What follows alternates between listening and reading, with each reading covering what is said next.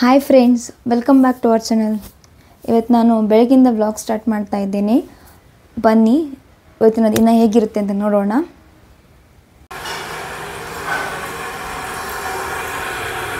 ಬಿಸಿ ನೀರಿಗೆ ಇಟ್ಟೆ ಫ್ರೆಂಡ್ಸ್. ನಾನು ಎದ್ದ ಕೂಡಲೇ ಸ್ವಲ್ಪ ಒಂದು ಲೋಟ ಬಿಸಿನೀರು ಕುಡಿತೇನೆ. ಹಾಗೂ ಇವತ್ತು ಉಪ್ಪಿಟ್ಟು ಮಾಡೋಣ ಅಂದ್ಕೊಂಡಿದ್ದೇನೆ. ಅದಕ್ಕೂ ಸ್ವಲ್ಪ ಬಿಸಿನೀರು ಬೇಕಾಗುತ್ತೆ, ಅದಕ್ಕೆ ಅದರಲ್ಲಿ ಇಟ್ಟಿದ್ದೇನೆ. ಅಲ್ಲಿಯವರೆಗೆ ನಾನು ನೈಟ್ ಎಲ್ಲ ಪಾತ್ರೆ ವಾಶ್ ಮಾಡಿದ್ದೆ ಅಲ್ಲ, ಅದನ್ನು ಒಂದು ಜಾಗದಲ್ಲಿ ಜೋಡಿಸ್ತಾ ಇದ್ದೇನೆ. ನೆಕ್ಸ್ಟ್ ಡೇಗೆ ಏನು ತಿಂಡಿ, ಏನು ಲಂಚ್ ಮಾಡಬೇಕು ಅದನ್ನು ಆಲ್ಮೋಸ್ಟ್ ಹಿಂದಿನ ದಿನವೇ ಅದನ್ನು ತಲೆಯಲ್ಲಿ ಫಿಕ್ಸ್ ಮಾಡ್ಕೊಂಡಿದ್ದೆ. ನಿಮಗೆ ನೆಕ್ಸ್ಟ್ ಡೇ ಜಾಸ್ತಿ ಟೈಮ್ ಹಿಡಿಯಲ್ಲ, ನೀವು ಪಟ ಮಾಡ್ಬೋದು. ಇಲ್ಲಾಂದ್ರೆ ಅದರಲ್ಲಿ ಟೈಮ್ ವೇಸ್ಟ್ ಆಗುತ್ತೆ ಏನು ಮಾಡೋದು ಅಂತ. ಹಾಗೂ ಆದಷ್ಟು ಬೇಗ ಇಡಲಿಕ್ಕೆ ಟ್ರೈ ಮಾಡಿ. ನಾನು ಇವಾಗ ತುಂಬ ಬೇಗ ಇಡಲಿಕ್ಕೆ ಆಗ್ತಿಲ್ಲ, ಮಗು ಚಿಕ್ಕದ್ರಿಂದ. ಅದು ಆದಷ್ಟು ಬೇಗ ಇಡಲಿಕ್ಕೆ ಟ್ರೈ ಮಾಡ್ತಾ ಇದ್ದೇನೆ, ಯಾಕೆಂದರೆ ಅವಳು ಹೇಳೋ ಮುಂಚೆ ಆದಷ್ಟು ಕೆಲಸಗಳನ್ನು ಮುಗಿಸುವ ಅಂತ. ನಿಮ್ಮ ಚಿಕ್ಕ ಮಕ್ಕಳಿದ್ದು ನೀವು ಇದೇ ಥರ ಮಾಡಿದ್ದು ನನ್ನ ಒಂದು ಸಜೆಷನ್ ಅಷ್ಟೇ. ಅಷ್ಟರಲ್ಲಿ ನನ್ನ ಬಿಸಿ ನೀರು ರೆಡಿ ಆಯಿತು. ಬಿಸಿನೀರನ್ನು ನಾನು ಹೊರಗಡೆ ಬಾಲ್ಕನಿಲಿ ಬಂದು ಕುಡಿತೇನೆ. ಸ್ವಲ್ಪ ಹೊತ್ತು ನನಗೆ ಮೀ ಟೈಮು ಸಿಗುತ್ತೆ. ಹಾಗೂ ಸ್ವಲ್ಪ ಹೊತ್ತು ಹೊರಗಿನ ವಾತಾವರಣ ನೋಡಿಬಿಟ್ಟು ತಂಪಾಗಿ ಗಾಳಿ ಬೀಸ್ತಾ ಇರುತ್ತಲ್ಲ, ಒಂಥರ ಖುಷಿ ಆಗುತ್ತೆ ನೋಡಲಿಕ್ಕೆ.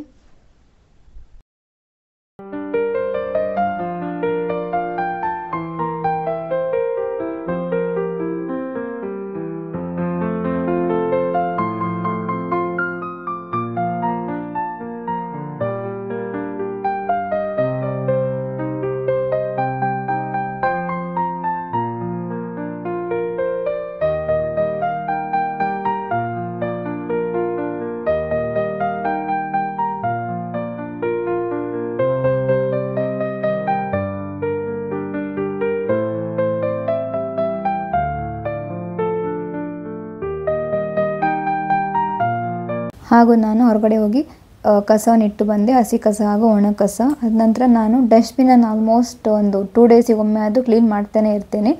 ಕ್ಲೀನ್ ಮಾಡಿಬಿಟ್ಟು ಅದನ್ನು ಬಿಸಿಲಿಗೆ ಒಣಗಿಸ್ಲಿಕ್ಕೆ ಇಡ್ತೇನೆ. ಅದ ನಂತರ ಒಂದು ರಾಶಿ ಬಟ್ಟೆ ಇತ್ತು, ಅದಕ್ಕೆ ಎಲ್ಲ ಬಟ್ಟೆ ಒಂದೊಂದಾಗಿ ಬಿಡಿಸಿ ಓಪನ್ ಮಾಡಿ ಹಾಕ್ತಾ ಇದ್ದೇನೆ. ಇದು ಒಂದು ಕೆಲಸ, ಅದರ ಪಾಡಿಗೆ ಆಗ್ತಾನೆ ಇರುತ್ತೆ. ಅಲ್ಲಿವರೆಗೆ ನಾನು ಬ್ರೇಕ್ಫಾಸ್ಟ್ ರೆಡಿ ಮಾಡ್ಕೋಬೋದು.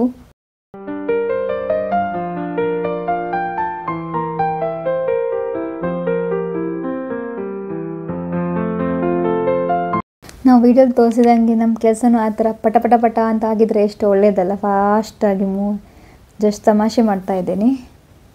ಉಪ್ಪಿಟ್ಟು ಮಾಡಲಿಕ್ಕೆ ಎಲ್ಲ ತರಕಾರಿಯನ್ನು ಕಟ್ ಮಾಡಿಕೊಂಡೆ. ನೀರುಳ್ಳಿ, ಟೊಮೆಟೊ, ಸ್ವಲ್ಪ ಕ್ಯಾಪ್ಸಿಕಮ್ ಹಾಕಿದ್ರೆ ಚೆನ್ನಾಗಿರುತ್ತೆ ಅಂತ, ಹಾಗೂ ಸ್ವಲ್ಪ ಕ್ಯಾರೆಟು ಇತ್ತು ಅದಕ್ಕೆ. ಆ ಥರ ಅದು ನಾವು ತರಕಾರಿ ತಿಂತೇವಲ್ಲ, ನನ್ನ ಮಗಳು ತಿಂತಾಳೆ, ಅದಕ್ಕೋಸ್ಕರ ಆ ಥರ ನಾನು ಜಾಸ್ತಿ ತರಕಾರಿಯಾಗಿ ಮಾಡಲಿಕ್ಕೆ ಟ್ರೈ ಮಾಡ್ತೇನೆ. ಉಪ್ಪಿಟ್ಟನ್ನು ನಾರ್ಮಲಾಗಿ ಎಲ್ಲರೂ ಹೇಗೆ ಮಾಡ್ತಾರೆ ಅದೇ ರೀತಿ ನಾನು ಮಾಡ್ತೇನೆ. ಒಂದು ಕಡಾಯಿ ತೆಕ್ಕೊಂಡು ಅದಕ್ಕೆ ಸ್ವಲ್ಪ ಎಣ್ಣೆ ಹಾಕಿದ್ದೇನೆ. ಎಣ್ಣೆ ಕಾದ ಬಳಿಕ ಅದಕ್ಕೆ ಸ್ವಲ್ಪ ಸಾಸಿವೆ, ಸ್ವಲ್ಪ ಉದ್ದಿನಬೇಳೆ, ಕಡಲೆಬೇಳೆ ಇದ್ದರೆ ಕಡಲೆಬೇಳೆನೂ ಹಾಕ್ಕೋಬೋದು, ಹಾಗೂ ಸ್ವಲ್ಪ ಶುಂಠಿ ಸಣ್ಣದಾಗಿ ಕಟ್ ಮಾಡಿದ್ದು, ಹಾಗೂ ಹಸಿಮೆಣಸಿನ್ಕಾಯಿ. ನಾನು ನನ್ನ ಮಗಳು ತಿಂತಾಳಲ್ಲ, ಅದಕ್ಕೆ 2 ಹಸಿಮೆಣಸಿನ್ಕಾಯಿ ಹಾಕಿದ್ದೇನೆ. ನೀವು ಬೇಕಾದರೆ 3-4 ಹಾಕ್ಕೋಬೋದು. ಚೆನ್ನಾಗಿ ಸಣ್ಣ ಉರಿಯಲ್ಲಿ ಫ್ರೈ ಮಾಡ್ಕೋಬೇಕು. ನಂದು ಉಪ್ಪಿಟ್ಟು ತುಂಬಾ ಇಷ್ಟ, ಹಾಗೂ ಕ್ವಿಕ್ಕಾಗಿ ಪಟ್ಟಂತ ಮಾಡ್ಬೋದಲ್ಲ ಆಗಬೇಕಾದ್ರೂ ಅಂತ. ಅದಕ್ಕೆ ನಂತರ ಇದಕ್ಕೆ ನಾನು ಫ್ರೆಶ್ ಆಗಿರುವ ಕರಿಬೇವು ಸೊಪ್ಪನ್ನು ಹಾಕಿದ್ದೇನೆ.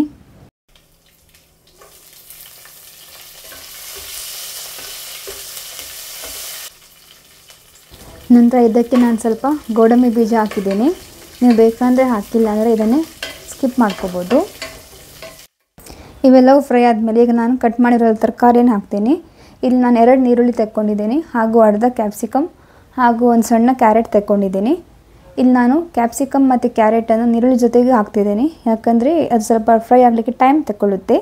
ಸೊ ಇವಾಗಲೇ ಹಾಕಿದರೆ ಅದು ಸ್ವಲ್ಪ ಬೇಗ ಸಾಫ್ಟ್ ಆಗುತ್ತೆ, ಅದಕ್ಕೋಸ್ಕರ. ಇವೆಲ್ಲವನ್ನು ಸ್ವಲ್ಪ ಫ್ರೈ ಮಾಡ್ಕೊಳ್ಳೋಣ. ಇದಕ್ಕೆ ಸ್ವಲ್ಪ ಉಪ್ಪನ್ನು ಹಾಕಿದ್ದೇನೆ ನಾನು. ಈ ಥರ ಸ್ವಲ್ಪ ಉಪ್ಪು ಹಾಕೋದ್ರಿಂದ ನೀರುಳ್ಳಿ ಜೊತೆಗೆ ಕ್ಯಾರೆಟ್ ಮತ್ತು ಕ್ಯಾಪ್ಸಿಕಮ್ಮು ಬೇಗ ಸಾಫ್ಟ್ ಆಗುತ್ತೆ, ಅದಕ್ಕೋಸ್ಕರ.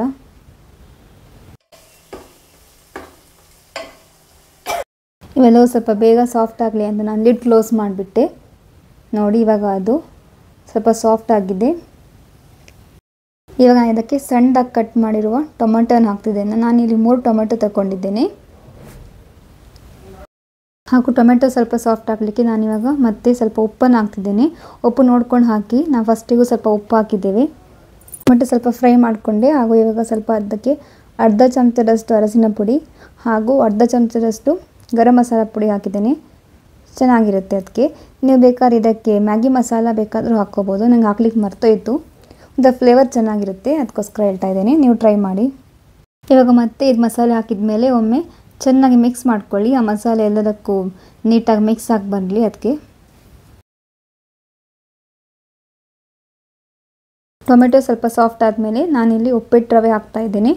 ಬನ್ಸಿ ರವೆ ಅಂತ ಹೇಳ್ತಾರಲ್ಲ, ಕೇಸರಿ ರವೆ, ಅದನ್ನು ಹಾಕಿದ್ದೇನೆ. ಇಲ್ಲಿ ನಾನು 3/4 ಕಪ್ಪಷ್ಟು ಕೇಸರಿ ರವೆ ಅಂತ ತಗೊಂಡಿದ್ದೀನಿ. ಹಾಗೂ ನಾನು ಇದನ್ನು ಇವಾಗ ಫ್ರೈ ಮಾಡ್ಕೊತಾ ಇದ್ದೇನೆ. ತರಕಾರಿ ಎಲ್ಲ ಸ್ವಲ್ಪ ಸಾಫ್ಟ್ ಆದಮೇಲೆ ನೀವು ಬೇಕಾದ್ರೆ ಇದನ್ನು ಫಸ್ಟಿಗೆ ಬೇಕಾದರೂ ಇದು ಮಾತ್ರ ಹಾಕಿ ಫ್ರೈ ಮಾಡ್ಕೋಬೋದು.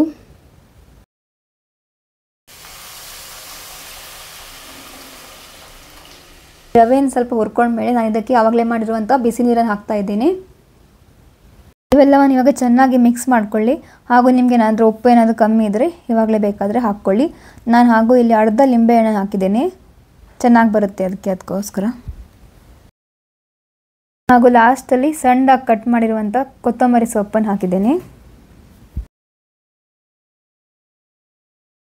ನಾನಿಲ್ಲಿ ನೀರು ಸ್ವಲ್ಪ ಕಮ್ಮಿ ಆಯ್ತು ಅಂತ ಮತ್ತೆ ಸ್ವಲ್ಪ ಬಿಸಿನೀರನ್ನು ಹಾಕಿದ್ದೇನೆ.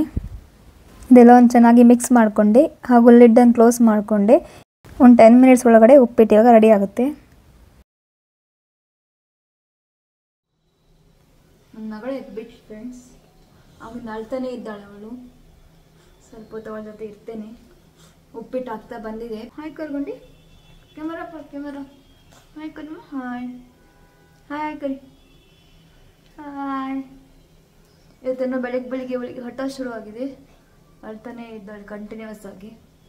ನೋಡಬೇಕು ಇನ್ನು ವ್ಲಾಗ್ ಕಂಟಿನ್ಯೂ ಮಾಡ್ಲಿಕ್ಕೆ ಆಗುತ್ತಾ ಇಲ್ಲ ಅಂತ ಗೊತ್ತಿಲ್ಲ. ಹಾಯ್ ಕರಿ, ಹಾಯ್ ಹಾಯ್ ಮಾಡು. ಯಾರಿದ್ದಾರೆ ಅಲ್ಲಿ? Hi friends. ಫೈನಲಿ ಉಪ್ಪಿಟ್ಟು ರೆಡಿ ಆಯಿತು ಫ್ರೆಂಡ್ಸ್. ನೋಡಿ ಈ ಥರ ಬಂದಿದೆ, ಸಖತ್ತಾಗಿತ್ತು ಟೇಸ್ಟ್. ಪಟ್ಟಂತನೂ ಮಾಡ್ಬೋದು. ಮಧ್ಯಾಹ್ನ ನಂತರ ಊಟ ಎಲ್ಲ ಆದಮೇಲೆ ನಾವು ಡಿಮಾರ್ಟಿಗೆ ಸ್ವಲ್ಪ ಐಟಮ್ಸ್ ತಗೊಳ್ಳಿಕ್ಕಿತ್ತು, ಅದಕ್ಕೋಸ್ಕರ ಡಿಮಾರ್ಟಿಗೆ ಹೊರಟ್ವಿ. ಡಿಮಾರ್ಟ್ ಒಳಗೆ ಹೋದ್ಮೇಲೆ ಅಲ್ಲಿ ಒಳಗಡೆ ವಿಡಿಯೋ ಮಾಡೋಣ ಅಂದ್ಕೊಂಡೆ. ಆದರೆ ಆಗಲೇ ಇಲ್ಲ, ನನ್ನ ಮಗಳು ಆ ಕಡೆ ಈ ಕಡೆ ಓಡ್ತಾ ಇದ್ಲು. ಸೊ ಅವಳ ಹಿಂದೆ ನಾವು ಓಡ್ತಾ ಇದ್ವಿ. ಸೊ ಇದಾಗಿತ್ತು ಇವತ್ತಿನ ವ್ಲಾಗ್. ಇವತ್ತಿನ ವಿಡಿಯೋ ಏನಾದರೂ ನಿಮಗೆ ಸ್ವಲ್ಪ ಆದರೂ ಇಷ್ಟ ಆದರೆ ನಮ್ಮ ವಿಡಿಯೋನ ಲೈಕ್, ಶೇರ್, ಕಮೆಂಟ್ ಹಾಗೂ ಇನ್ನೂ ಯಾರು ನಮ್ಮ ಚಾನಲ್ ಸಬ್ಸ್ಕ್ರೈಬ್ ಮಾಡಿ ಥ್ಯಾಂಕ್ ಯು.